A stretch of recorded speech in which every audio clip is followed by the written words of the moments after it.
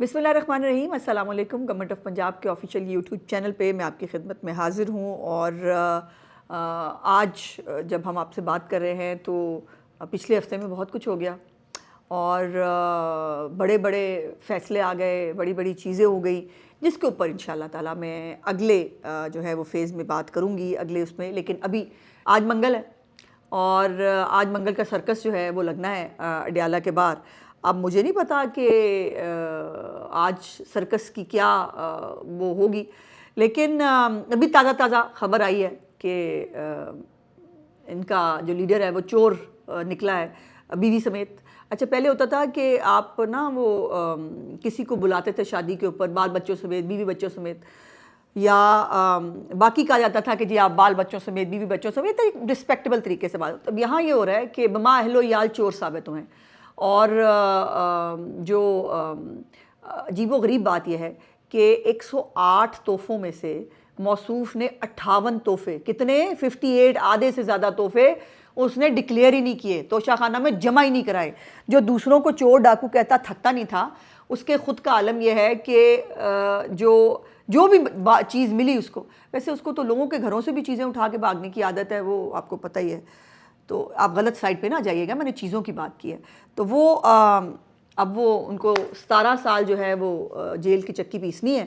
और वैसे ये मैंने एक होता ना मुहावरतन का है चक्की पीसना, लेकिन ये वो तो भाई वहाँ पर अडयाला जेल के दामाद की हैसियत से जो है वो वहाँ पे बहू समेत मौजूद हैं, जहाँ वो देसी कुकड़ भी खाते हैं, जहाँ वो जिम भी करते हैं, जहाँ वो आजकल वैसे उनकी कुछ दिमागी हालत ठीक नहीं है, मेरे सोर्सेज के मुताबिक काफ़ी डिप्रेशन में है मौसूफ़। और जिस दिन उनको फ़ैसला सुनाया गया उस दिन वो कोर्ट में मौजूद थे, दोनों बंटी बबली की जोड़ी वहाँ मौजूद थी और काफ़ी गुस्से में जो है वो दांत पीसते हुए, बल्कि वकला की भी शामत आ गई, तुम लोगों ने बायकॉट क्यों नहीं किया, तुम लोग क्यों आ गए, उनको हर चीज़ पे बायकॉट करना है। लेकिन वो बायकॉट करते या ना करते, ये तो होना था। और मुकाफ़ात अमल इसी को कहते हैं। आपने इस शख्स को लाने के लिए, मियाँ नवाज शरीफ साहब को, बेटे से ख़याली तनख्वाह जो है उसके ऊपर वज़ीर-ए-आज़मशिप से फ़ारिग कर दिया गया। मरीम नवाज़ साहिबा को ट्रस्टी होने के बावजूद उनको बेनिफिशियल ओनर कहा गया और उनको सज़ा दी गई। तो जब आप बेगुनाहों को सज़ा देते हैं ना, तो फिर मुकाफ़ात अमल की छड़ी ज़रूर पड़ती है और वो हो के रहेगी। लेकिन इसमें मैं जो है वो एक एतराज़ है मुझे अदालती फ़ैसले के ऊपर, और वो ये है कि जज साहब ने कहा कि सज़ा ज़्यादा बनती थी, लेकिन इनकी उम्र का एहसास करते हुए इनको सज़ा कम दी जा रही है। तो ये जज साहब ने थोड़ी ज़्यादती की है। देखें, मतलब बुज़ुर्ग कह दिया, मतलब छूटते बुज़ुर्ग ही कह दिया आपने, देखें गलत बात है। वो महात्मा जो हैं वो नौजवान लोगों की आस और उम्मीद हैं, वो उनके डैशिंग लीडर हैं, और जज साहब उनको बुज़ुर्ग कह रहे हैं। कितनी बुरी बात है, कितनी बुरी बात है। और वो आपको पता है कि वो जो ये कौमी यूथ है, ये वैसे अब कौमी यूथ कहना नहीं चाहिए, क्योंकि मैं देख रही हूँ कि पंजाब की यूथ ख़ास तौर पर एक बड़ी तादाद में उनके दिमाग खुल चुके हैं और वो अब चीफ़ मिनिस्टर मरीम नवाज़ साहिबा को पसंद भी करते हैं, उनको फॉलो भी करते हैं। तो अब ये वो है कोई वैसे अगर महात्मा जो हैं वो 76 साल के हो गए, 74 साल के, अगर उसमें वो यंग है तो भाईजान ये पंजाब या 55 साल वाले भी यंग ही है ना, ठीक है, इनके लीडर हैं वो। और अब ये मतलब एक वो भी मुहावरा, आज मुहावरे मुझे बहुत आ रहे हैं, आपने देखा ज़रा आज मुहावरों की आमद हो रही है। एक वो भी मुहावरा होता ना कि भागते चोर की लंगोटी से ही, लेकिन अब मुझे लगता है कि एक नया मुहावरा मैं आज इजाद फरमाऊँगी, और वो मुहावरा ये होगा कि बुढ़े चोर किया सोने का लोटा ही सही। आपको पता ना, सोने के लोटे की भी बात आई है, सोने का लोटा लेके भी भाग गए थे।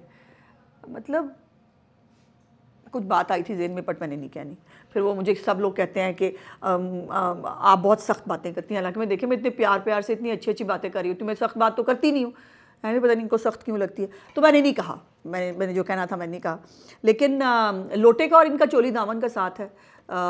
लोटे के अंदर से जो है वो बुजदार का नाम भी निकला था, लोटे के अंदर से फेडरल गवर्नमेंट जो उसने बनाई थी उसके भी नाम निकले थे। तो भाईजान लोटा जो है ना वो बड़ा कलीदी अहमियत रखता है इमरान खान की सियासत में। कितना अच्छा बोला मैंने, गुड। लेकिन लोटों से जो है वो हुकूमत नहीं चल सकती, ना तवीज़ गंडों से हुकूमतें चलती हैं। और लोटा भावें सोने का हो, चांदी का हो, लोटा लोटा होता है भाई, लोटा लोटा होता है। सो ये आपने याद रखना है कि लोटा लोटा होता है। तो आज मंगल जो है पहला, जैसे इसको मंगल बाज़ार भी कहा जा सकता है, आपस की बात है, हम सर्कस कहते हैं, लेकिन मंगल बाज़ार में भी कुछ ऐसी ही कैफियत होती है। वहाँ पे स्टॉल लगे होते हैं, तो वहाँ से आप पकौड़े ख़रीद लें, समोसे ख़रीद लें, आप वहाँ पे पैटीज़ खाएँ। और अभी मैंने आपको एक तस्वीर दिखानी है हमारी प्यारी बाजी अलीमा की। ये तस्वीर आप ज़रा देखें, जिसके अंदर आपको पीछे नज़र आ रहा है कि एक कुर्सी पड़ी है। नहीं नहीं, बाजी वहाँ नहीं बैठी, वह तस्वीर अच्छी नहीं आनी थी। वो स्लैब पे बैठी, चाय का मग उन्होंने हाथ में पकड़ा हुआ है और उन्होंने तस्वीर खिंचाई है। और ऐसे उन्होंने लवेट के दुपट्टा लिया हुआ ऊपर, जैसे पता नहीं मतलब नीचे कोई नहीं देखे ना, उनका क्या अतबार है। वो ये भी कह सकते हैं कि नीचे दरिया बह रहा था। जैसे वो पानी के जब उनके ऊपर शावर फेंका जाता है तो वो कहते हैं कि जी वो हमारे बाजू टूट गए, हमारी टांगें टूट गई। तो वो ये भी कह सकते हैं भाई नीचे दरिया बह रहा था और उसमें बाजी अलीमा जो है वो मौत का दरिया है और कूद के जाना है, कुछ इस टाइप की सूरत हाल भी हो सकती है। तो बाजी अलीमा जो है उनको फ़ोटो खिंचानी भाई से सीखी है उन्होंने। देखे ना, अगर भाई कुत्तों के साथ अच्छी अच्छी फ़ोटोज़ खिंचा सकते हैं, अगर वो नमाज़ पढ़ते हुए तस्वीर जो है वो खिंचा सकते हैं, और मोरियों के साथ उनकी जो कमीज़ पे मोरियाँ होती थी वो खिंचवा सकते हैं, तो बाजी अलीमा भी ठीक ही जा रही है, वैसे बिल्कुल ठीक जा रही है।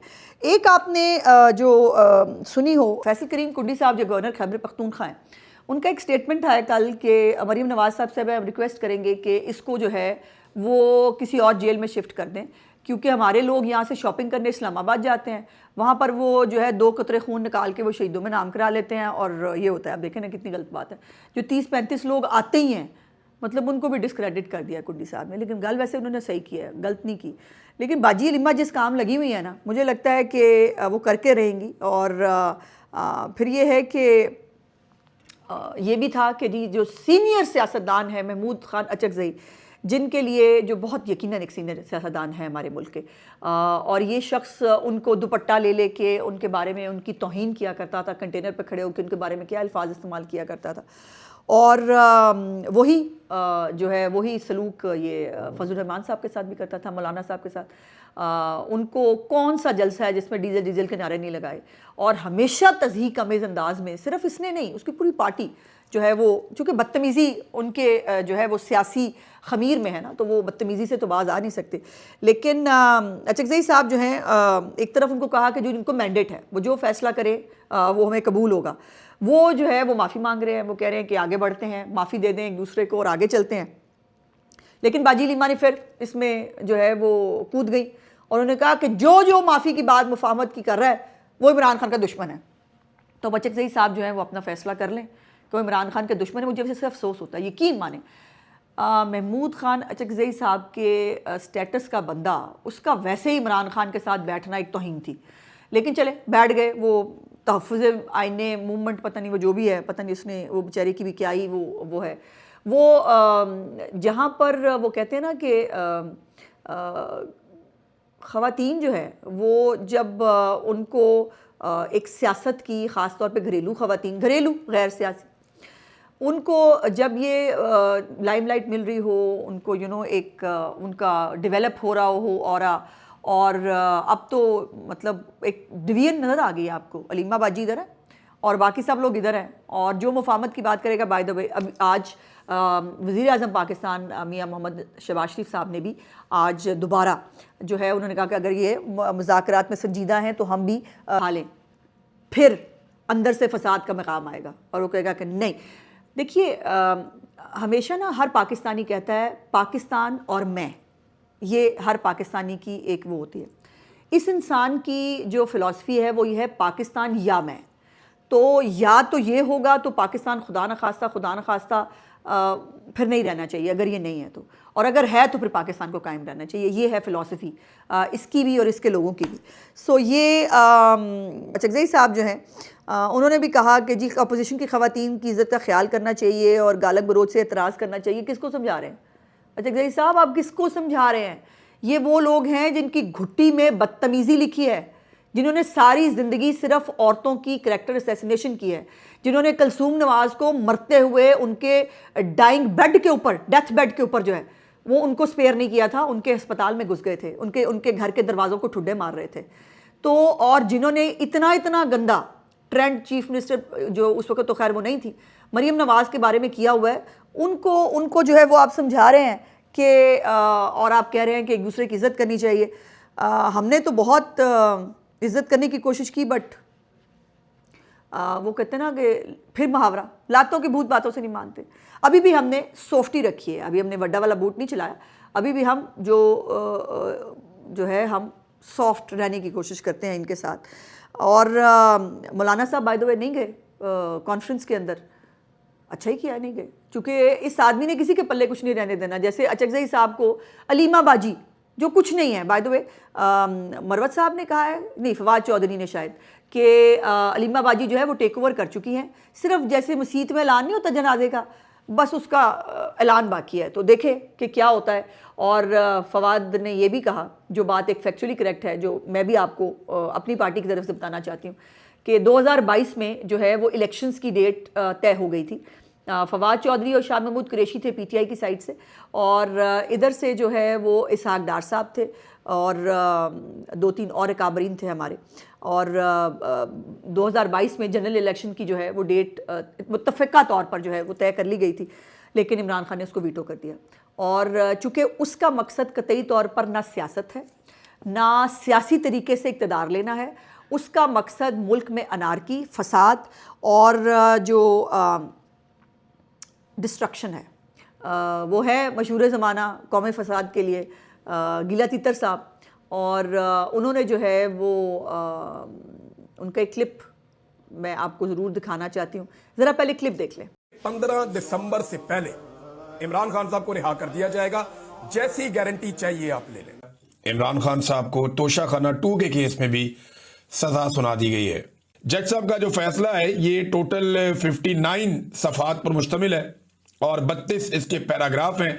और जज साहब ने इमरान खान को और बुशरा बीबी को 17 साल की मजीद सजा सुना दी है।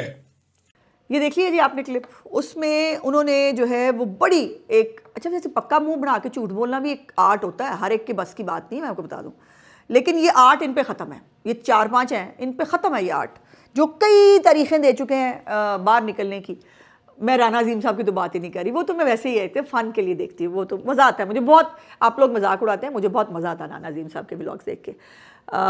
व्लॉग्स नहीं देख पाती, कोई क्लिप नज़र आ जाए तो एक और बात है, कोई फिर हाँ जी ज़्यादा हो जाता है। तो वो जो हमारे इमरान रियाज हैं, उन्होंने, हमारे नहीं उनके, उन्होंने जो है वो 15 दिसंबर 2024 को उन्होंने कहा था कि आप जो मर्ज़ी गारंटी ले लें मेरे से, जहाँ मर्ज़ी आप लिखवा लें, इमरान खान 15 दिसंबर को बाहर होगा। और आज डेट है 23 दिसंबर, तो मुबलिग 1 साल और 5 और 3 8 दिन हो गए ऊपर, तो नहीं आई वो खबर जिसको। और ये वैसे याद रखिएगा, ये व्लॉग देखिएगा, इसके व्यूज़ कितने आए थे, इसके ऊपर थम्स अप कितने मिले थे, और इसके ऊपर कितना खुश हो के नीचे कौमी यूथ ने जो है वो मुबारकें दी थी एक दूसरे को, बट वो बेचारे, हाँ जी, काम ख़राब है। सो आज का व्लॉग देखने का बहुत बहुत शुक्रिया। इंशाल्लाह अगले व्लॉग में आपसे बातचीत होगी। चैनल को लाइक, सब्सक्राइब और शेयर ज़रूर किया कीजिए। खुदा हाफ़िज़।